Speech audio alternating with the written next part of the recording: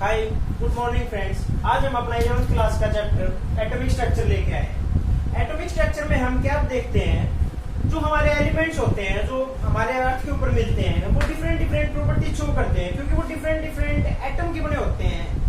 लेकिन ऐसा नहीं है, डाल्टन ने अपनी थ्योरी में बताया था कि जो जितने भी एलिमेंट है उनकी स्मॉलेस्ट फंडामेंटल यूनिट जो है वो एटम होती है।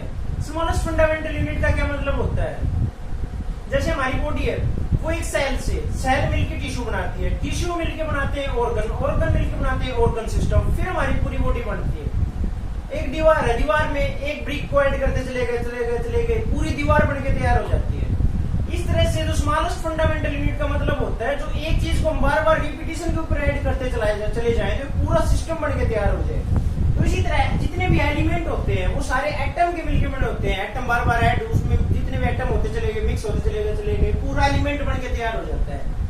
अगर जितने भी एलिमेंट है वो एटम के ही बने होते हैं तो एलिमेंट्स जो है वो इतनी डाइवर्सिटी शो क्यों करते हैं? Why so much diversity? मतलब जितने भी एलिमेंट हमें हमारे मिलते हैं उतनी इतनी डाइवर्सिटी क्यों है? जैसे सोडियम है, उसके हम अगर वाटर के साथ रिएक्शन करवाएं तो इट कैचेस फायर। आयरन की रिएक्शन करवाएं वाटर के साथ तो it got rusted with in few months, not immediately. और गोल्ड की रिएक्शन करवाएं वाटर के साथ तो ये कोई रिएक्शन ही नहीं देता है। ऐसा क्यों होता है? ये एलिमेंट है, ये भी एलिमेंट है, ये भी एलिमेंट है, ये भी एटम का मिलकर होता है, ये भी एटम से बना है, ये भी एटम से बना है। तो डिफरेंट डिफरेंट प्रॉपर्टीज शो क्यों करते हैं? ये इमीडिएटली कैचेस फायर, ये रस्टिंग शो करता है, ये रिएक्शन नहीं देता है। तो ये डिफरेंट डिफरेंट डाइवर्सिटी शो क्यों करते हैं? तो इसको एक्सप्लेन करने के लिए साइंटिस्ट ने अपनी थ्योरीज दी।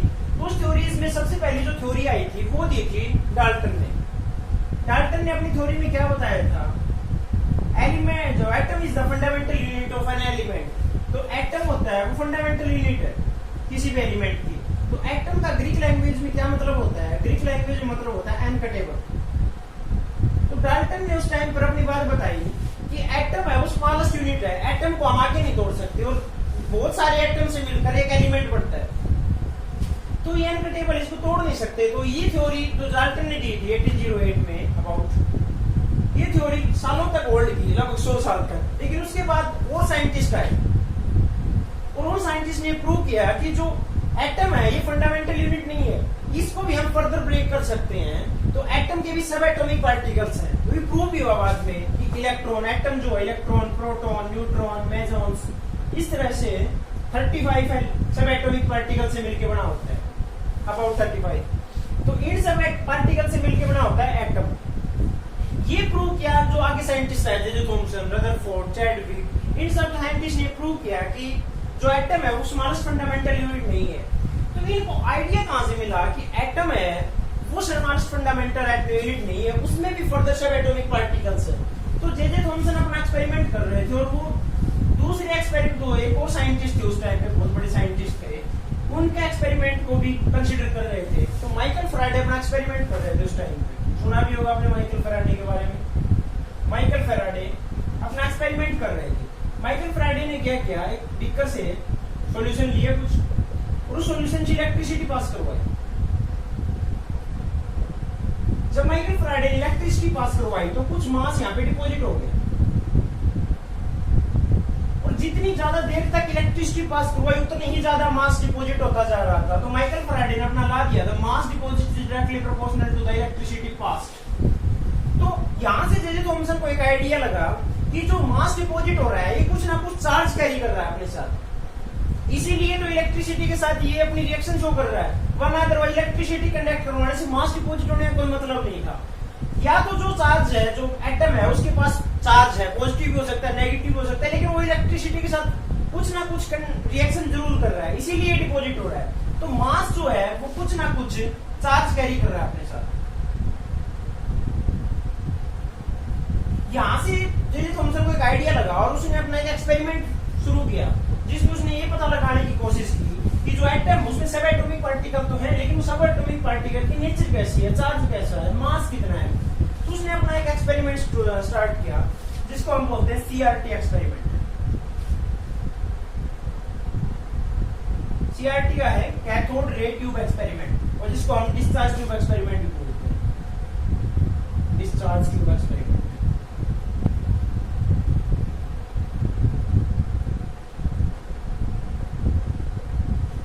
इसमें उन्होंने क्या किया, एक ग्लास ट्यूब ली,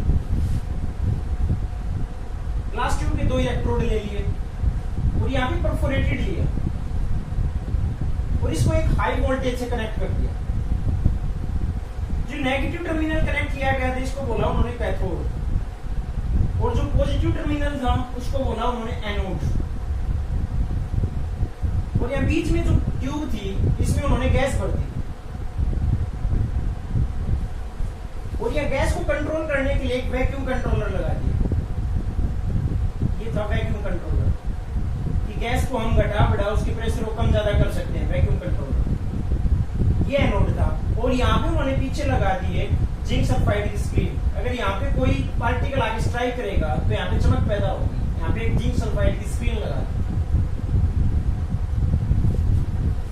फिर उन्होंने अचानक से एक्सपेरिमेंट स्टार्ट किया। तो यहाँ से उन्होंने हाई वोल्टेज लिया था, हाई वोल्टेज के लिए।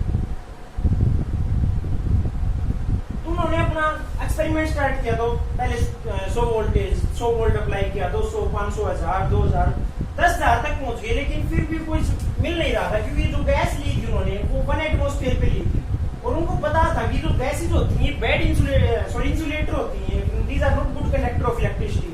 अगर यहाँ से कुछ निकलेगा तो भी ये नहीं जाने देगी। तो पहली टेम्परेचर जो ली थी कंडीशन उन्होंने उसने लिया था 1 एटमॉस्फेयर और 10,000 वोल्ट पे। इतना ज्यादा वोल्टेज लेने की जरूरत क्यों पड़ी? इतना ज्यादा वोल्टेज 100 वोल्ट के ऊपर भी तो काम कर सकता था, 10,000 वोल्ट क्यों लिया? क्योंकि हम पढ़ के आए हैं पिछली क्लास में, हमने देखा भी है कि एक मॉडल होता है, ये न्यूक्लियस होता है और न्यूक्लियस के सराउंडिंग में इलेक्ट्रॉन होते हैं कि एमाइनिंग सेल में होते हैं। तो ये पॉजिटिव है और पॉजिटिव और नेगेटिव के बीच में हमेशा एक फोर्स एग्जिस्ट करता है जिसको बोलते हैं हम electrostatic force of attraction. Electrostatic force of attraction. और ये काफी स्ट्रॉन्ग फोर्स होता है। इस फोर्स को ओवरकम करने के लिए और इलेक्ट्रॉन को इस पॉजिटिव से दूर ले जाने के लिए हमें कुछ ना कुछ एनर्जी की जरूरत पड़ेगी। एनर्जी देनी पड़ेगी इसको, एनर्जी आप कुछ काम करवाना पड़ेगा, वर्क डन करवाना पड़ेगा। और एनर्जी और वर्क डन का हम फॉर्मूला देखेंगे, आप पढ़ चुके होंगे, आप देख लोगे आगे फिजिक्स में। वो होता है चार्ज इनटू पोटेंशियल। तो चार्ज कांस्टेंट होता है, इलेक्ट्रॉन के ऊपर चार्ज होता है वो फिक्स होता है, वो ना कम होता है ना ज्यादा कर सकते हो उसको। तो चार्ज तो कांस्टेंट है, लेकिन अगर हम वोल्टेज को बढ़ा दें तो एनर्जी को बढ़ा सकते हैं या वर्क डन को बढ़ा सकते हैं। तो एक ही तरीका है, हम वोल्टेज को बढ़ा के एनर्जी को बढ़ा सकते हैं जिससे हम इलेक्ट्रॉन को इस न्यूक्लियस से दूर ले जा सकते हैं। तो इसके पीछे रीजन था उसका 10,000 वोल्ट लेने का, क्योंकि यहाँ से उसको ज्यादा एनर्जी की जरूरत पड़ रही थी, ज्यादा एनर्जी चाहिए जिसलिए उसने ज्यादा वोल्टेज लिया। तो पहली कंडीशन में उसने 1 एटमॉस्फेयर के ऊपर जब ये गैसेज को लिया तो यहाँ पे कोई रिएक्शन नहीं हो रही थी। क्यों नहीं हो रही थी? एक जैसे नॉर्मल एग्जांपल देखते हैं, जैसे कोई हाईवे है, हाईवे के ऊपर बहुत ज्यादा व्हीकल्स खड़े हैं, तो हमें वहां से हम खुद को अपना जो व्हीकल है उसको लेके जाना है, तो बहुत ज्यादा पूरा जाम लगा हुआ है, तो जाम से हम नहीं जा सकते हैं क्योंकि हमें जगह नहीं है जाने के लिए। तो ये गैसेज थी 1 एटमॉस्फेयर के ऊपर, सिमिलरली ये काफी डेंस थी और ये इंसुलेटर होती है, ये आगे ट्रेवल नहीं करने देंगी। अगर यहाँ से कोई पार्टिकल निकलेगा भी, कोई रेंज निकलेंगी तो भी उसको ट्रेवल नहीं करने देंगे क्योंकि काफी डेंस है। फिर दूसरा उसने कंडीशन ली, फिर दूसरी बार एक्सपेरिमेंट किया उसने, अब की बार 10⁻² एटीएम के ऊपर लेके आया, यहाँ से गैसेज को बाहर निकाला और यहाँ पे जो डेंसिटी थी उसको कम कर दिया डेंस को, और अब 10,000 वोल्ट के ऊपर फिर से एक्सपेरिमेंट किया। तो अब की बार उसको अच्छी चीज मिली, उसमें क्या मिला उसको? करंट फ्लो हुआ, विजिबल रेज दिखाई दी, विजिबल रेज। और ये विजिबल रेज कहां से कहां जा रही थी? कैथोड से नेगेटिव टर्मिनल से पॉजिटिव टर्मिनल की तरफ जा रही थी और ये दिखाई दे रही थी उसको जाते हुए। जब उसने उसको दिखाया, उन लोग देखने की कोशिश की, फिर करंट भी फ्लो हो रहा था और विजिबल भी थी। फिर उसने अपना तीसरा एक्सपेरिमेंट लेके आए, उसने और फर्दर रिड्यूस किया प्रेशर को, 10⁻⁴ एटीएम पर लेके आया और अब की बार 10,000 वोल्ट के ऊपर फिर से किया। तो अब की बार जो रेज दिखाई दे रही थी ये दिखाई नहीं दे रही है, सिर्फ करंट फ्लो हो रहा था। करंट जो मीटर था उसमें डिफ्लेक्शन आ रहा था, करंट फ्लो हो रहा था, लेकिन रेज विजिबल नहीं थी। कि क्यों नहीं थी? करंट फ्लो क्यों हो रहा था और जो रेज थी वो विजिबल क्यों नहीं हो रही थी? क्योंकि जब यहाँ से जब कोई पार्टिकल निकल रहा था उस टाइम पे उसको आइडिया लगा था कि जो ये रेज निकल रही है इनके पास कुछ ना कुछ एनर्जी है, और ये जब गैस के मॉलिक्यूल से आके स्ट्राइक कर रही है, जैसे फॉर एग्जांपल हाइड्रोजन के मॉलिक्यूल से स्ट्राइक कर रही है, तो ये जितनी भी एनर्जी अपनी लेके आ रही है वो गैस मॉलिक्यूल को ट्रांसफर कर देती है। तो इससे गैस मॉलिक्यूल के जो इलेक्ट्रॉन है वो बाहर निकल जाता है और एक कैटायन बच जाएगा और एक इलेक्ट्रॉन निकल जाएगा। ये इलेक्ट्रॉन निकला है, ये अपने अगले इलेक्ट्रॉन को एनर्जी ट्रांसफर कर देगा। तो यानी इट मींस गैसेज जो है उनका आयनाइजेशन हो रहा है। आयनाइजेशन का मतलब होता है न्यूक्लियस से इलेक्ट्रॉन को उसके फोर्स की रेंज से बाहर लेके जाना, इसके बीच में कोई फोर्स ऑफ अट्रैक्शन ना बचे, वो होता है आयनाइजेशन। इसके न्यूक्लियस और इसके इलेक्ट्रॉन के बीच में कोई फोर्स ना बचना। तो आयनाइजेशन हो रहा था, इन गैसेज का आयनाइजेशन हो रहा था, उसकी वजह से ये जो विजिबल रेज ये विजिबल होती हुई दिखाई दे रही थी। लेकिन अब इतना प्रेशर हो गया कि यहाँ पे मॉलिक्यूल्स बचे ही नहीं है, बहुत कम गैस के मॉलिक्यूल है, तुरंत आयनाइजेशन नहीं हो पा रहा है। आयनाइजेशन नहीं हो पा रहा है तो ये विजिबल नहीं है। लेकिन अब भी कैथोड रेज से कुछ ना कुछ रेज निकल रही है, इसीलिए तो करंट फ्लो कर रहा है। इसका मतलब यहाँ से भी कुछ ना कुछ रेज निकल रही है, कुछ ना कुछ पार्टिकल निकल रहे हैं, और वो पार्टिकल आगे जो गैस की मॉलिक्यूल है उनसे अपना रिएक्ट करके कुछ ना कुछ और भी आगे इलेक्ट्रॉन निकाल रहे हैं, उनके साथ रिएक्शन कर रहे हैं। तो यहाँ से दो मेजर जो उसको देखने को मिली चीजें, एक तो ये थी कि आयनाइजेशन हो रहा है। आयनाइजेशन होने का मतलब है ये जो रेज निकल रहे हैं इनके पास कुछ ना कुछ एनर्जी है, जो पार्टिकल यहाँ से निकले हैं कैथोड रेज से। तो इस एक्सपेरिमेंट को ध्यान में रखते हुए उसने अपनी कुछ एक्सपेरिमेंट को जो डाटा था वो रखा, बताया उसने कैथोड रेज के बारे में। जो पहला बात बताई थी वो उन्होंने बताई cathode rays are negatively charged. Negatively charge क्यों है, कैसे बताया उन्होंने? क्योंकि कोई भी जब इसने हाई वोल्टेज अप्लाई किया तो ये रेज यहाँ से स्टार्ट होगी, कैथोड से स्टार्ट होगी, एनोड की तरफ भागती हुई दिखाई दी। अगर कोई चीज नेगेटिव से पॉजिटिव की तरफ भाग रही है तो पॉजिटिव को वही अट्रैक्ट करेगा जो उसको नेगेटिव होगा। नेगेटिव और पॉजिटिव आपस में अट्रैक्ट कर रहे हैं, तो यहाँ पे अगर पॉजिटिव चार्ज है तो वो नेगेटिव को अट्रैक्ट करेगा। तो यहाँ से जो पार्टिकल निकल रहे थे वो खुद में नेगेटिव चार्ज थे। थॉमसन को पहली बात पता चली। दूसरी क्या बताई उन्होंने, जो कैथोड रेज है, cathode rays travel in straight line. Straight line ये बात उन्होंने कैसे पता लगाई? स्ट्रेट लाइन में अगर कोई चीज ट्रेवल कर रही है, जैसे हम टॉर्च लें और एक अपने हाथ के ऊपर टॉर्च मारें तो हाथ की इमेज पीछे बढ़ेगी, क्योंकि जो टॉर्च से लाइट निकल रही है वो लाइट हमेशा स्ट्रेट लाइन में ट्रेवल करती है। सूरज से जो लाइट आती है और अगर हम खड़े हैं बीच में तो हमारी इमेज पीछे बढ़ती है, क्योंकि वो लाइट हमारे थ्रू नहीं निकल सकती। अगर हमारे थ्रू लाइट ट्रेवल कर जाती है तो हमारी इमेज नहीं बढ़ती। तो इमेज का मतलब है कि हम ऑब्स्टेकल क्रिएट करेंगे। अगर पीछे इमेज बढ़ेगी तो जो चीज आ रही है वो स्ट्रेट लाइन में आ रही है हम तक। तो स्ट्रेट लाइन में आने तक जो कैथोड रेज थी, अगर इनको हम किसी पार्टिकल के थ्रू पास करवाएं तो कैथोड रेज निकली थी। और अगर हमने यहाँ पे एक व्हील रख दिया, अगर इस व्हील की इमेज पीछे बढ़ती अगर, तो इसका मतलब साफ था कि ये कैथोड रेज स्ट्रेट लाइन में ट्रेवल कर रहे हैं। तो थॉमसन ने सेम नोटिस किया कि इसकी इमेज पीछे बढ़ रही थी। तो थॉमसन ने बोला कि जो कैथोड रेज निकल रही है वो स्ट्रेट लाइन में ट्रेवल करती है। तीसरा बोला उन्होंने, cathode rays are particle in nature. Particle in nature, particle in nature का क्या मतलब होता है? कोई भी वो जिसका अपना खुद का मास हो, जो किसी चीज को डिफ्लेक्ट कर दे। हम एक गेंद को मारे, एक गेंद को फेंके किसी की तरफ, और वो गेंद अगर उस चीज को आगे की तरफ डिफ्लेक्ट कर देती है तो यानी गेंद का खुद का कुछ मास है, इसीलिए उसने आगे डिफ्लेक्ट की। या गेंद किसी चीज से स्ट्राइक करके वापस आ रही है तो आगे जो चीज रखी उसका भी कुछ ना कुछ मास है। तो इसका मतलब ये है कि जो पार्टिकल नेचर उसका मास होता है। और अगर ये कैथोड रेज के पास पार्टिकल नेचर थे, इनका मास था, तो ये किसी जब इनकी कुछ ऑब्स्टेकल आती है तो उनका मोशन स्टार्ट करती है, कुछ ऐसा कुछ करती। तो उसने क्या किया, इन कैथोड रेज को बिल्कुल साइड वाइज से हीट करवाया एक व्हील के। तो थॉमसन ने क्या नोटिस किया, जब व्हील के साइड वाइज से इनको हीट किया तो ये जो व्हील रखा था इसके रास्ते में, उसने रोटेशन स्टार्ट कर दी। रोटेशन स्टार्ट का मतलब इनके पास कुछ ना कुछ मास है, इसीलिए जो ऑब्स्टेकल है उसकी रोटेशन स्टार्ट हुई है। तो तीसरी बात उन्होंने बोली, तो कैथोड रेज है पार्टिकल इन नेचर। फोर्थ बोली, cathode rays cause heating effect and ionisation. Heating effect का उसे उन्हें कैसे पता चला? जब ये कैथोड रेज निकली तो एक मेटल सरफेस के ऊपर स्ट्राइक करवाया इन्होंने। एक मेटल सरफेस ली, बिल्कुल थिन एल्यूमिनियम की फॉइल ली, और उस मेटल सरफेस के ऊपर उन्होंने इसको स्ट्राइक करवाया। तो उन्होंने क्या नोटिस किया, जो इस फॉइल थी इसका टेम्परेचर बढ़ गया।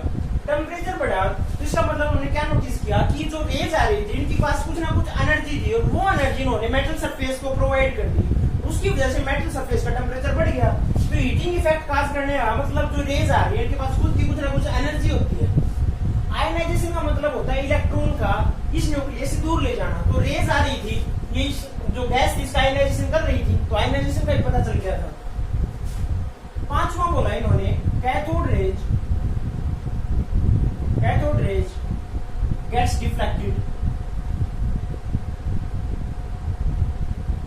इन इलेक्ट्रिक एंड मैग्नेटिक फील्ड। इसका क्या मतलब है, जो डिस्चार्ज ट्यूब एक्सपेरिमेंट किया तो जो एनोड था यहाँ पे उन्होंने इलेक्ट्रिक फील्ड अप्लाई करके एक प्लेट यहाँ पे पॉजिटिव टर्मिनल की लगा दी, एक नेगेटिव टर्मिनल की लगा दी। जो कैथोड रेज आ रही थी ये देखा उन्होंने जो पॉजिटिव टर्मिनल था उसकी तरफ डिफ्लेक्ट हो गई। ये पहले तो सीधी जा रही थी, जिंक सल्फाइड स्क्रीन के ऊपर इनको स्ट्राइक करना था, लेकिन जब इनके ऊपर इलेक्ट्रिक फील्ड अप्लाई किया पॉजिटिव नेगेटिव टर्मिनल से तो ये डिफ्लेक्ट होगी।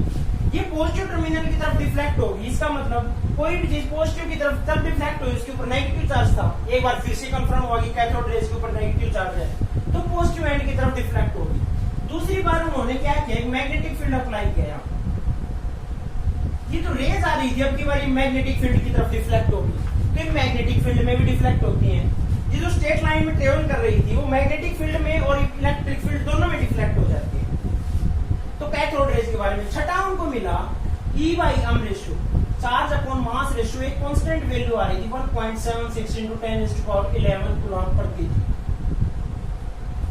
ये कैथोड रेज के बारे में उनको एक और डाटा मिला कि उन्होंने अपने एक्सपेरिमेंट को करते रहे तो E/m रेशियो कांस्टेंट आ रहा था। फिर उनको 7 जो चीज देखने को मिली वो मिली कि इलेक्ट्रोड और गैस के ऊपर डिपेंड नहीं करती है, does not depend. Cathode rays electrode और गैस के ऊपर डिपेंड ही नहीं कर रही है। कोई भी इलेक्ट्रोड लो, कोई भी गैस ले लिया हमने, कुछ भी लिया, कोई किसी भी चीज का इलेक्ट्रोड बना लिया हमने, तो ये कैथोड और एनोड। लेकिन जब इसके ऊपर हाई वोल्टेज और लो प्रेशर अप्लाई किया तो कैथोड रेज ट्रेवल कर रही थी। इसका मतलब इलेक्ट्रोड और गैस के ऊपर डिपेंड नहीं कर रही है, हमेशा ये जनरेट होंगी। किसी भी कोई भी एलिमेंट है, कोई भी एटम है, उससे कैथोड रेज निकलेंगी ही निकलेंगी अगर हम ये ज्यादा वोल्टेज और कम प्रेशर के ऊपर उसकी कंडीशन को सेटिस्फाई करते हैं, तो ये होगी वेरीफाई। लेकिन E/m रेशियो ने कैसे कैलकुलेट किया, उनको कैसे पता चला कि ये हुआ? यहाँ तक उसको एक बात तो पता चल गई थी, E/m तो रेशियो कैलकुलेट कर लिया था, लेकिन थॉमसन को एक चीज मिली, ना तो उसको चार्ज पता था और ना ही मास पता था कैथोड रेज का। तो उसने क्या किया, E/m रेशियो कैलकुलेट किया और फिर उन्होंने बताया कि यहाँ तक है, उसका चार्ज और मास मुझे नहीं पता है। तो चार्ज और मास पता करने के लिए आगे वो फर्दर एक एक्सपेरिमेंट साइंटिस्ट है, उन्होंने अपना एक्सपेरिमेंट किया था, वो देखते हैं। उससे पहले देखते हैं उन्होंने अपना E/m रेशियो कैसे कैलकुलेट किया। E/m, तो E/m हम देखते हैं चीज, जब इलेक्ट्रिक फील्ड अप्लाई किया तो ये डिफ्लेक्ट ऊपर की तरफ होगी, एक फोर्स लगाया ऊपर की तरफ होगी, मैग्नेटिक फील्ड लगाया नीचे की तरफ डिफ्लेक्ट होगी। अगर हम इन दोनों फोर्स को इक्वल रखें तो क्या करेगा, ना तो जो कैथोड रेज ऊपर की तरफ जाएंगी ना नीचे की तरफ, जिस डायरेक्शन में जा रही है उसी में जाएंगी। तो ये वाला फोर्स, ऊपर वाला फोर्स इलेक्ट्रिक फोर्स और मैग्नेटिक फोर्स हम बराबर कर दें तो जो डिफ्लेक्शन आएगी वो डिफ्लेक्शन नहीं आएगी। तो इलेक्ट्रिक फोर्स का हमें फॉर्मूला पता है और हम पढ़ भी लेंगे, अगर नहीं पता है तो आगे फिजिक्स में पढ़ लेंगे। इलेक्ट्रिक फोर्स का फॉर्मूला होता है चार्ज इनटू में पोटेंशियल, और मैग्नेटिक फोर्स का होता है मैग्नेटिक फील्ड इनटू में चार्ज इनटू में वेलोसिटी। तो चार्ज इलेक्ट्रिक फोर्स से अगर हम कैथोड रेज की बात कर रहे हैं तो चार्ज हमें पता है कि E के ऊपर E चार्ज मान लिया हमने, इलेक्ट्रॉन के ऊपर E। पोटेंशियल कितना अप्लाई किया था, V, और मैग्नेटिक फोर्स की वैल्यू B E V दोनों सेम होगी, E से रिप्रेजेंट करते हैं हम। चार्ज इनटू पोटेंशियल को इलेक्ट्रिक फील्ड को E से रिप्रेजेंट कर रहे हैं, तो E से E कैंसिल, E की वैल्यू आ गई BV, और यहां से हम V को लिख सकते हैं E/V। ये हमारी पहली कंडीशन आ गई। दूसरा देखा हमने, जब हमने इसके ऊपर मैग्नेटिक फील्ड अप्लाई किया, मैग्नेटिक फोर्स अप्लाई किया तो ये क्या किया, जो कैथोड रेज आई थी उन्होंने अपना एक सर्कुलर मोशन स्टार्ट कर दिया। तो सर्कुलर मोशन, कोई भी चीज अपना सर्कुलर मोशन स्टार्ट करेगी तो उस पर एक फोर्स लगता है सेंट्रीपिटल फोर्स। और सेंट्रीफ्यूगल फोर्स की वैल्यू होती है mv square by R, mass into velocity का स्क्वायर अपॉन आर। तो जो मैग्नेटिक फोर्स लगाया तो उसने उसका सर्कुलर मोशन स्टार्ट कर दिया, तो ये इक्वल आ जाएगा mv स्क्वायर बाई आर के। और मैग्नेटिक फोर्स हम देख चुके हैं किसके इक्वल होता है, बीईवी, यहाँ से v से दिखे ओके। तो यहाँ से E बाई एम की वैल्यू हम निकालनी है, तो हम इसको साइड में लेते हैं, हम उधर लेंगे और इसको नीचे ले आए, तो V अपॉन में बी आर, और V की वैल्यू हमने कैलकुलेट की थी पहले, V की जगह रख दिया E upon B into B upon R, one upon B R, ये हो गया E upon B square R. अब देखो थॉमसन ने इलेक्ट्रिक फील्ड अपना खुद का अप्लाई किया था, कितना भी किया होगा, 2, 5, 10, 20, 30, जितना भी इलेक्ट्रिक फील्ड अप्लाई किया था उसको पता था कितना इलेक्ट्रिक फील्ड अप्लाई किया है। मैग्नेटिक फील्ड अप्लाई किया उसका भी पता था उसको, और जो सर्कुलर मोशन में जो उसकी जो सर्कुलर मोशन बना रहा था उसकी रेडियस भी पता थी उसको, उसने वो भी मेजर की। इन सब की वैल्यू पुट की तो E by M ratio constant आ रहा था हर बार। यहाँ पे कोई भी इलेक्ट्रोड लिया, कोई भी गैस ली, कि E बाई एम रेशियो हमेशा कांस्टेंट आ रहा था, दिस वाज ऑलवेज कांस्टेंट। और इसकी वैल्यू आ रही थी 1.76 into 10⁻11 कूलम पर केजी। यहाँ तक थॉमसन ने अपना एक्सपेरिमेंट किया, उसके बाद उसको कोई आइडिया नहीं था ना उसके चार्ज के बारे में और ना कुछ उसके मास के बारे में। फिर इस एक्सपेरिमेंट को नोटिस किया एक और साइंटिस्ट थे, मिलिकन, आर मिलिकन, और उन्होंने इसका चार्ज निकाल दिया।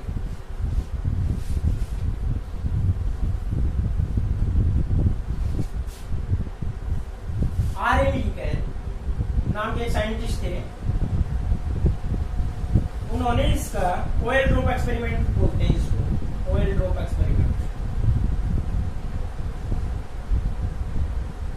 Oil drop experiment. इससे उन्होंने क्या किया, इसका चार्ज निकाल दिया, इलेक्ट्रॉन के ऊपर कितना चार्ज होता है। अगर वहां से चार्ज निकल गया तो E बाई एम तो पहले ही कैलकुलेट हो चुका है, 1.76 into 10⁻11 कूलम पर केजी। अगर चार्ज निकल जाए तो मास भी निकल जाएगा, ठीक है। तो आर मिलिकन ने क्या किया, एक कंटेनर लिया, इस कंटेनर में क्या किया, एक उन्होंने बीच में शीट लगा दी और इस शीट के बीचों बीच होल कर दिया, और एक यहां से उन्होंने एटमाइजर स्प्रे लिया, एटमाइजर स्प्रे, इसमें उन्होंने ऑयल लिया। एटमाइजर स्प्रे क्या होता है, जैसे हम नाई की दुकान में जाते हैं तो वहां देखते हैं कि वो जो पानी का स्प्रे करते हैं तो उसकी एक एक बूंद ड्रॉपलेट बाहर निकलती है, तो इसी तरह एटमाइजर स्प्रे ने जो ऑयल लिया था उसकी एक एक ड्रॉप यहाँ पे फैला दी, यहाँ पे बहुत सारी ऑयल ड्रॉप फैली,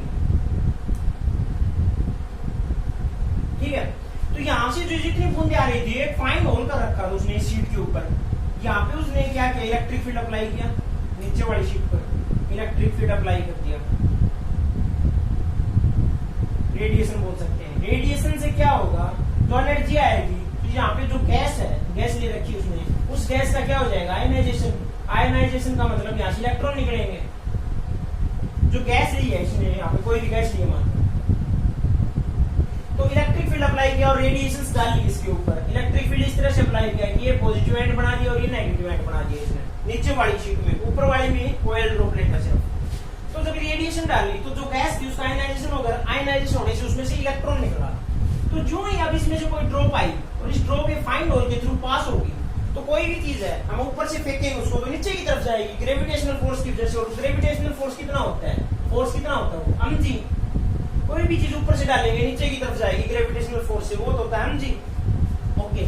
ये जो ऑयल ड्रॉपलेट थी नीचे आई, तो नीचे यहाँ रेडिएशन डाल के हमने पहले से गैस को आयनाइज कर रखा, तो यहाँ पे इलेक्ट्रॉन है, तो ये इलेक्ट्रॉन इस ऑयल ड्रॉपलेट से चिपक गए, एक इलेक्ट्रॉन चिपका, 2, 3, 4, 5, 6 कितने भी चिपके होंगे चिपक गए। तो उसने क्या किया, ये इलेक्ट्रॉन चिपक गए, तो ये इलेक्ट्रॉन अब सॉरी ऑयल ड्रॉपलेट क्या करेगी, नीचे की तरफ जाने की कोशिश करेगी mg वेट से, क्योंकि इसका खुद का वेट और इलेक्ट्रॉन भी आ गया। लेकिन हमने इलेक्ट्रिक फील्ड अप्लाई भी कर दिया है, तो इसके ऊपर जो इलेक्ट्रॉन चिपकेगा, तो इलेक्ट्रॉन क्या करेगा, इस ऑयल ड्रॉपलेट को नेगेटिव चार्ज आ गया, नेगेटिव चार्ज किसकी तरफ जाने की कोशिश करेगा, पॉजिटिव की तरफ। ये ऊपर की तरफ फोर्स लगाएगा इसके ऊपर, एक फोर्स नीचे की तरफ लग रहा है और एक फोर्स ऊपर की तरफ लग रहा है। तो मिलिकन ने क्या किया, इस तरह से इलेक्ट्रिक फील्ड को अप्लाई किया कि जो नीचे की तरफ फोर्स लग रहा है ऊपर भी सेम इतना ही फोर्स लगे, और ये जो ऑयल ड्रॉपलेट थी ये बिल्कुल कहीं ना जाए, ना नीचे ना ऊपर, बिल्कुल स्टेबल हो जाए। तो इतना ही फोर्स उन्होंने अप्लाई किया, तो ये दोनों फोर्स बराबर हो गए। तो ये दोनों फोर्स बराबर होने से जो नीचे की तरफ फोर्स लग रहा था हम जी, वो हो गया उसके इलेक्ट्रोस्टैटिक फोर्स के बराबर, इलेक्ट्रिक फोर्स के बराबर। और इलेक्ट्रिक फोर्स कितना होता है चार्ज इनटू में पोटेंशियल। तो चार्ज कितना था, चार्ज था उसका इलेक्ट्रॉन का ई, और पोटेंशियल कितना जो भी लगाया था हमने ई पोटेंशियल। तो ई की वैल्यू हम यहां से कैलकुलेट करें, हम जी वाई की मास उसको पता था, जी उसको पता थी, इलेक्ट्रिक फील्ड उसको पता था, लेकिन एक इलेक्ट्रॉन चिपका, ये तो श्योर नहीं है कि एक गोल्ड ड्रॉपलेट आई उसी एक इलेक्ट्रॉन चिपके, हो सकता है 2 इलेक्ट्रॉन चिपके हो, 3 चिपके हो, 4 चिपके हो। तो यहां से उसने बहुत सारे एक्सपेरिमेंट किए, बहुत सारे एक्सपेरिमेंट में उसको एक डाटा देखने को मिला कि जो भी वैल्यूज आ रही हैं वो हमेशा इंटीग्रल मल्टीपल आ रही है एक वैल्यू के, इसके कांस्टेंट मल्टीपल आ रही है 1.602 into 10⁻⁻19 की। कभी इसका 2 गुना हो रहा है, कभी इसका 3 गुना हो रहा है, कभी इसका 4 गुना, लेकिन ये वैल्यू फिक्स है, मिनिमम अमाउंट ये है, इसका हमेशा कांस्टेंट मल्टीपल आ रहा है।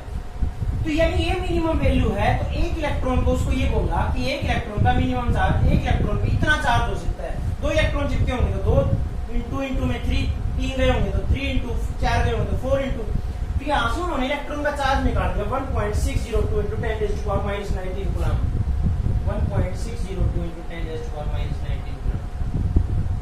ठीक है, तो यहाँ से अगर चार्ज निकल गया इलेक्ट्रॉन का तो हमें मास निकालने में कोई दिक्कत नहीं होगी अब, क्योंकि E/m रेशियो तो थॉमसन पहले ही निकाल चुका था, E/m रेशियो पहले निकाल चुका था। E/m की वैल्यू आई थी 1.76 into 10⁻11 coulomb per KG. E की वैल्यू इन्होंने निकाल दी 1.602 into 10⁻⁻19 अपॉन m, ये coulomb 1.76 into 10⁻11 coulomb per KG. तो मास की वैल्यू उधर चली गई, मास उधर चला गया, ये आ गया 1.602 into 10⁻⁻19 coulomb upon 1.76 into 10⁻11 coulomb per KG. KG चला गया ऊपर, कूलम से कूलम गया, और ये हो गया 0.911 into 10⁻⁻30। ये 11 ऊपर जाएगा तो माइनस का, और -19 और -11 -30, ये हो गया केजी। ये हो गया 9.11 into 10⁻⁻31 केजी। ये एक इलेक्ट्रॉन का मास आ गया। तो मिलीगन के एक्सपेरिमेंट से चार्ज भी निकल गया और मास भी निकल गया। तो जो